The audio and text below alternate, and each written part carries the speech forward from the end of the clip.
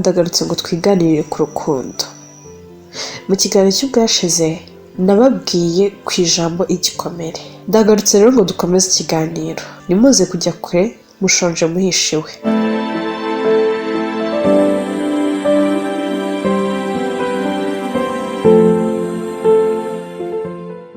Tugiye kuganira ariko ikiganiro cy'uyu munsi nakise byabaye amayobera. Ese byabaye amayobera mu buhe buryo? Ese umuhungu aramutse agukunze wabibwirwa n'iki ko agukunda? Musore wanjye, umukobwa aramutse agukunze niki cyakwereka ko agukunda? Nimuze kujya kure.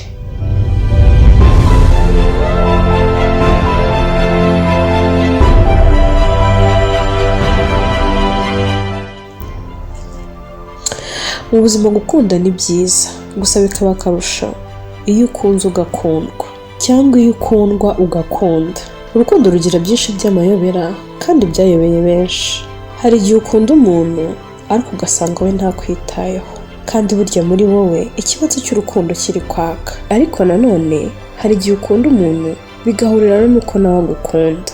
Icyo gihe murakundana mwembi maze mukibera mu isi ya babiri, mwumva ibyiza byo kugira uwo ukunda kandi akagukunda. Iyo uri mu rukundo uba wumva uri muri paradizo cyangwa ijuru rito, kuko nta kiryoha nk'urukundo. Ibi nimbivuga abantu bari mu rukundo kandi baryohewe narwo barabyumva vuba. Gusa nanone ntitwakwirengagiza ko hari n'abarukomerekeyemo cyangwa hari n'abakomerekejwe n'urukundo. Wumva ko ikintu cya mbere kibi kandi kiryana kikanababaza cyane ari urukundo. Nshuti zanjye, urukundo ni ikintu gikomeye. Dore impamvu uvuga ko urukundo ari ikintu gikomeye. Urukundo ntirutinya ko uri umunyamashuri, ntirutinya ko uri umunyamafaranga. Urukundo ntirurobanura ku butoni, abakomeye n'aboroheje, yewe abagufi cyangwa abarebare, mwese rubageraho rimwe na rimwe. Rushobora no kubariza rutitaye ku cyo muri cyo. Gusa icyo maze kubona ni uko urukundo rwarishije benshi kugeza ubwo abantu batakizera ko urukundo rw'ukuri rukibaho. Njya numva bavuga ko urukundo rw'ukuri rusigaye mu matiyatire, mu mafilime, mu runana, muri za musekeweya ndetse n'ahandi henshi nk'aho ngaho. Ese ibi koko ni ukuri? Oya, njye siko mbibona. Urukundo nyakuri rurahari, ikibazo ni uko turushakira aho rutari. Reka nsobanure neza icyo nsigaye mbona cyangwa se ikintu maze kubona. Urukundo abantu benshi barusimbuje ubutunzi n'amafaranga, aho usanga umuntu asigaye agukunda agendeye cyangwa se ashingiye ku byo utunze. Gusa nshuti yanjye, ujye wibuka ko wakunze ubutunzi bwe atari ukunda. Nawe nyir'ugukundwa ujye wicara uzi neza ko yakunze ibyo utunze atari wowe akunda. Hama wakicara wibaza ikibazo kigira kiti, ese ibyo ntunze biramutse bishize, uwankunze kubera ibyo ntunze azakomeza nkunde cyangwa se azansiga? Nawe ukunda umuntu kubera ko atunze, wakibaza uti, ese ibyo atunze biramutse bishize nakomeza nkamukunda cyangwa najya gushaka abandi? Igisubizo muragifite ku mpande zombi, kuko namwe murabyumva, muri abantu bakuru. Ire nawe urabyumva, umuntu niba yaragukunze kubera ibyo utunze biramutse bishize, mu by'ukuri ntuzamenya ahaciye.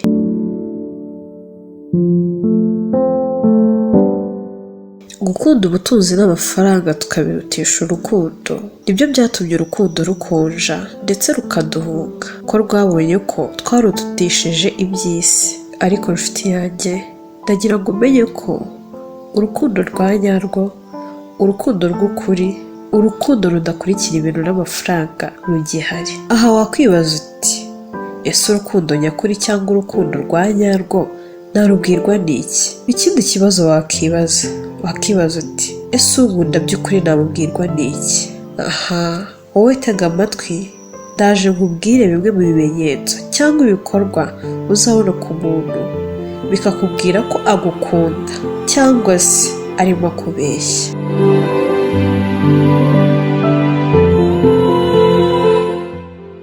Gusa reka tubanza turebere hamwe ibimenyetso byakwereka ko umukobwa yagukunze cyangwa se agukunda, kabone n'ubwo waba utaramubwira ko nawe umukunda. Aha ndashaka ko turebera hamwe ibimenyetso byakwereka ko umuntu agukunda cyangwa se yagukunze. Reka duhere ku bakobwa.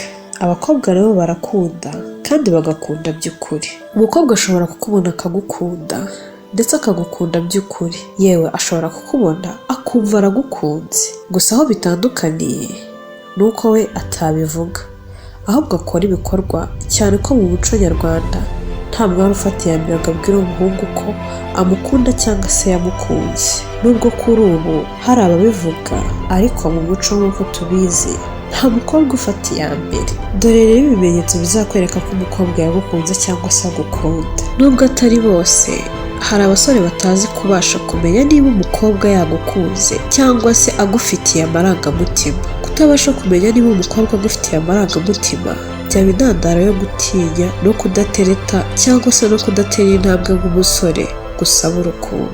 Ariko dore ibimenyetso. Icya mbere kizakwereka ko umukobwa yagukunze cyangwa se agukunda, yumva mwahorana. Nk'uko hagati y'abakundana bigenda, umukobwa ugukunda kandi ukwiyumvamo aba yumva iteka mwahorana muganira cyangwa se umuri hafi.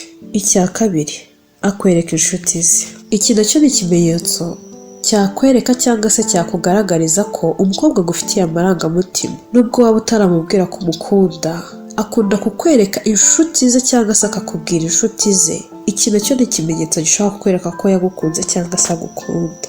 Rimwe na rimwe uzatungurwa no gusanga hari abakuzi kandi wowe ari ubwa mbere muhuye. Uzi impamvu? Ni uko ahora bakubwira kandi abakuratira. Icya gatatu, iyo mugirana ikiganiro aba ahari wese. Mbese ahangaha agutega yombi kugira ngo icyo umubwiye icyo ari cyo cyose acyumve kandi neza cyane. Niba umukobwa akunda kuguha agaciro ndetse agaha agaciro ibiganiro mugirana ndetse ukabona bimushimishije, nacyo twagishyira mu bimenyetso ko wamutwaye uruhu n'uruhande ndetse agukunda cyane.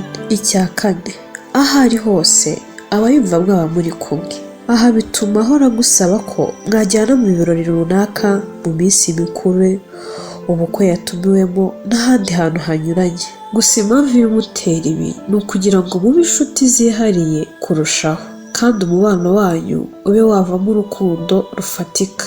Icya gatanu, iyo wisanzuye ku bandi bakobwa ntibimushimisha. Kuba hari abandi bakobwa mwagirana ibihe byiza bituma abura amahoro ndetse ukabona ko bitamushimishije.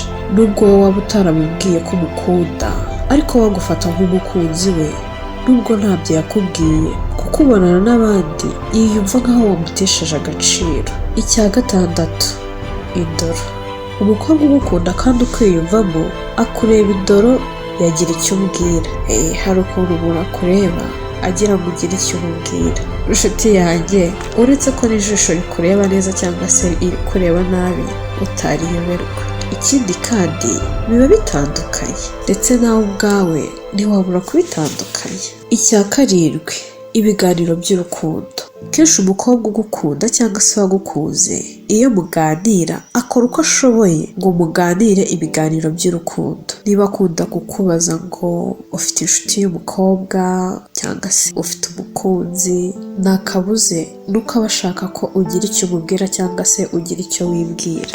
Uzumva kenshi akunda kukubaza uko umukobwa ukunda cyangwa wakunda ateye, imico ye cyangwa se ibiranga umukobwa ukunda. Ibi bimufasha kumva ko cyangwa se kumva niba hari ingeso udakunda yaba afite, yamubuza kukugiraho uburenganzira cyangwa se yamubuza kuba yaba umukunzi wawe. Icya munani, umunsi w'amavuko. Umukobwa ukwiyumvamo aba azi byinshi bikwerekeyeho kugeza ku munsi w'amavuko cyangwa se kugeza ku munsi wavukiyeho cyangwa indi minsi ifite icyo ivuze mu buzima bwawe. Umunsi wizihizaho itariki wavutseho uba ubona yashyashyanye cyane ndetse akanagutegurira impano kandi ihuje n'ibyo ukunda. Ibi nubibona nta kabuze rwose ntuzashidikanye, uyu mukobwa aba agukunda. Icya cyenda, aba ari umufana wawe ukomeye. Umukobwa ugukunda ibintu byose ukora arabyishimira kandi akabikwereka ndetse akora uko ashoboye kugira ngo akwereke ko atandukanye n'abandi.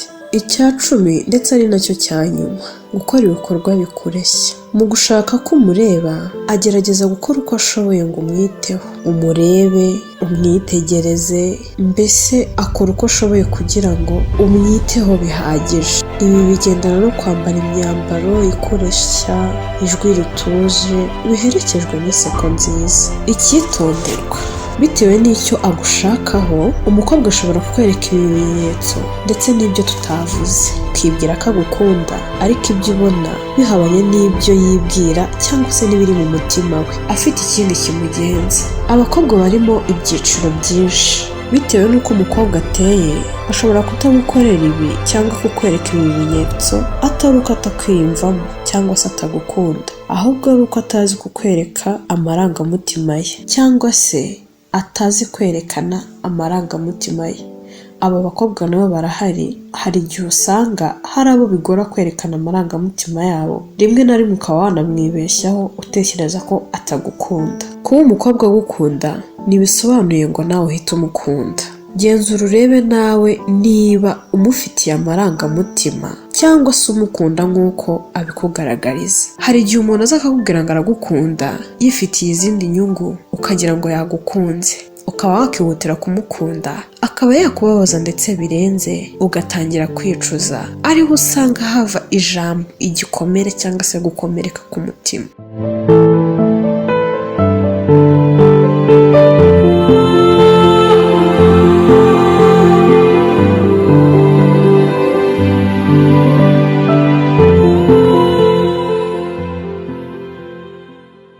Reka nanone nongere mfate uyu mwanya nshimire mwe mwese mukomeza kugenda mutwereka ko mudukurikiye kandi mugenda mukunda ibiganiro tubagezaho. Iki kiganiro mwagiteguriwe nanjye kandi ni nanjye wakibagejejeho, nitwa Atete Pauline. Ntimuzacikwe n'ikiganiro kizakurikira. Nkomeza kwibutsa cyangwa se nongera kwibutsa abantu batarakora subscribe kugira ngo mukore subscribe. Ni ukuri ndabinginze, ibitekerezo byanyu birakenewe. Murakoze cyane. Tuzahura ubutaha mu kiganiro cy'ubutaha. Ndabakunda cyane. Imana ikomeze kubahezageza no kubarinda, ikomeze kubagurira imbago ndetse no kubatiza ubugingo.